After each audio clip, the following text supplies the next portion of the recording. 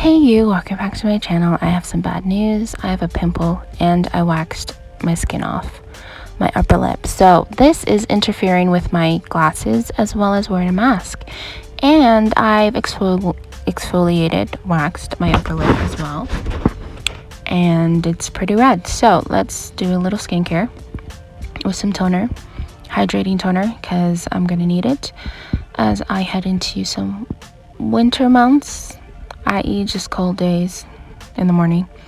And then I'm gonna lock in that water toner in with some beauty balm from Honest Beauty.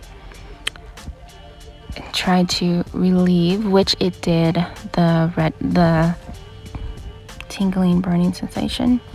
And then I'm gonna slather on, pat in some hydrating serum, 2 pumps, because I need it, onto the face and the neck, and then move on to the daily moisturizer and just a little nail tip of that, not too much because I'm almost running out, and really just go to wherever it needs to be put on, whatever. Then gonna add more extra hydration with Aquaphora to slug the upper lip with this, and then add a good amount, and it's very soothing. And then touch up with some lip balm onto the lips, and yeah, so that is what I did after I waxed off my upper lip, skin, and tiny portion of my actual lip.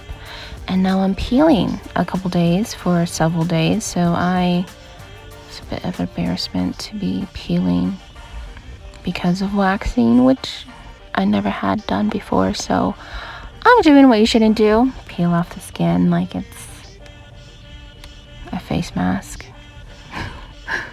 But yeah, it took a couple days until my skin felt better, but I don't think I'm going to be waxing until I need it again. And I didn't pluck the little spotches, so if you look closely to my lips, if you see me without a mask, I have some areas that